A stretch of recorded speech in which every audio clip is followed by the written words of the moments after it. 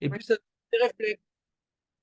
Et donc, on va se préparer à des épreuves de plus en plus grandes jusqu'au moment où la personne elle a 90 ans, elle est fatiguée, elle est sur son lit d'agonie, ou 99, ou 110, le méchané. Ouais. Et donc, il a plus peur de la mort parce que toute sa vie s'est entraîné à voir Hachem dans toutes ces épreuves. Donc, tu vas à l'hôpital, tu vas voir des gens religieux, des gens pas religieux, des gens qui sont détruits par la maladie ou par la mauvaise nouvelle, et d'autres qui disent non, tant que j'ai un souffle dans mes poumons, je vais en profiter pour faire des bonnes choses. Je m'en fiche que je vais mourir dans une semaine ou deux, ça change rien. Mais ça, c'est un travail d'une vie. Ce travail, il passe en deux étapes. D'abord, étudier la vérité. Ouais. Qu'est-ce que Hachem, il est? Qu'est-ce que Hachem, il attend de nous? Quelles sont les choses qui nous rapprochent de lui? Quelles sont les choses qui nous éloignent de lui? Donc apprendre un peu ce que la Torah nous dit. Mais ça ne suffit pas d'apprendre. Ça ne suffit pas d'apprendre. Il faut le mettre en pratique. Dis, mais Rav, mais comment je peux mettre en pratique la Mouna? T'inquiète pas, la vie, elle est là pour ça. Même s'il n'y a pas les horreurs de Simchat Torah qu'on a eues cette année, chacun avec ses épreuves. La femme te fait des problèmes, la famille te fait des problèmes, la parnassa te fait des problèmes, ouais. Pitom, t'as un torticolis, pitom, t'as, je sais pas, l'homme est chané, c'est-à-dire. Pas tous les jours, la vie est rose. La vie n'est pas un fleuve tranquille. Ah, quoi, Hachem, il est venu là pour nous faire de la peine, pour nous perturber, pour nous entapitiquer, pour nous pratiquer d'eftrer. Non, pas du tout. Hachem, il nous plonge dans un monde où on doit sans arrêt se poser des questions. Où es-tu Dieu? Où je suis? Où il est? Où je suis moi aussi? Où suis-je dans l'histoire? Est-ce que Bémet, je recherche Dieu? Est-ce que je donne le dos à Dieu? Être authentique, être sincère, être véridique. On se ment à soi-même. Les épreuves, alors on se remet en question. Non, non, non.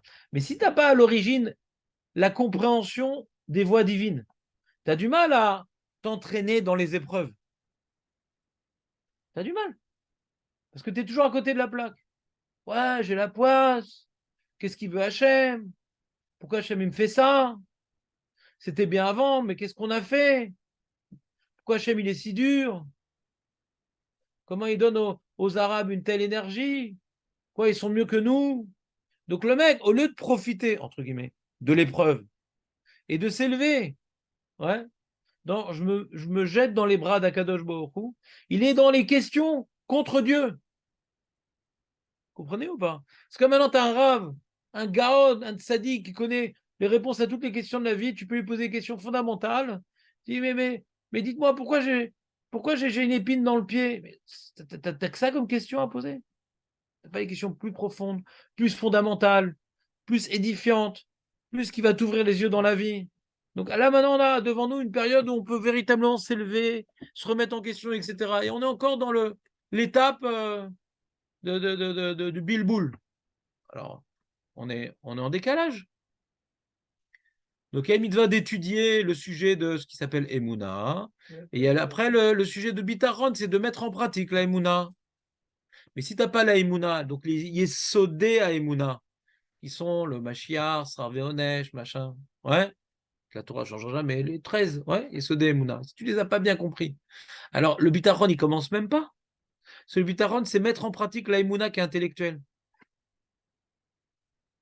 Mais c'est pas parce que tu as la Emouna que tu as le bitachon. Tu peux avoir très bien compris la Souga et être assez réfractaire au message, parce que oui, mais pourquoi moi? Et il y a des gens qui sont pas chômeurs, Shabbat, et ils ont la vie belle, ils n'ont pas connu ça. Pourquoi moi j'ai connu tellement d'épreuves, nanana. Donc le mec, il est complètement méboulbal, il grandit pas avec les épreuves. Un enfant, quand il naît, il n'a que des épreuves.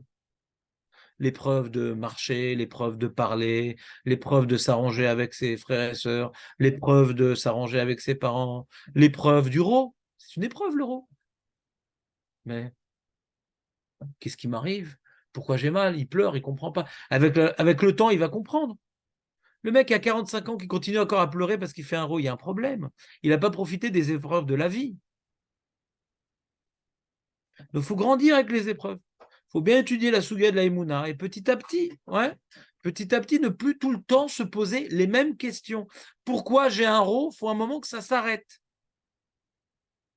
Il y a des questions, qui sont adaptés à mon âge et qui sont adaptés à mon intelligence et qui sont adaptés à mon niveau d'expérience. Avec la vie, on a de plus en plus d'expérience, donc nos questions doivent évoluer. Mais si on pose toujours la même question, alors on ne peut pas tellement dire ça à une femme, parce qu'une femme, elle est rikshit, ouais.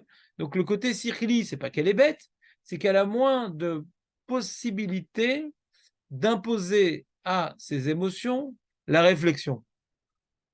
Elle a moins, mais c'est pas qu'elle n'a pas. Des fois, la femme, elle peut avoir plus de force et de courage que l'homme. C'est-à-dire quand elle arrive à faire ce travail-là, d'intérioriser le message, Besrout Nashim Sitkaniot, Nigalou, Vatidin Legael. Donc elles ne sont pas de côté, les femmes. Elles ont un travail plus fort. Elles ont une Emouna Pshuta, oui, mais elles ont la panique Pshuta aussi. Donc elles ont un autre type de travail que nous, mais il y a aussi une part à l'intellect. D'avoir des fondements de foi inébranlables. Sans ça, elle ne peut pas mettre en place son arme supérieure à la nôtre qui s'appelle la Emouna Pshuta. Si elle a des bilboulim, elle n'a pas d'Emouna Pshuta, elle a la panique Pshuta.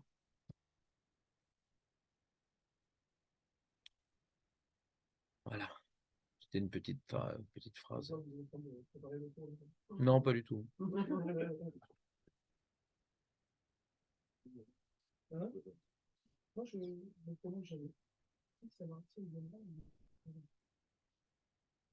Ah non, si elle ne vient pas, tu la remplaces en chalouk. De toute façon, tu t'es déjà rasé la barbe, donc c'est matim.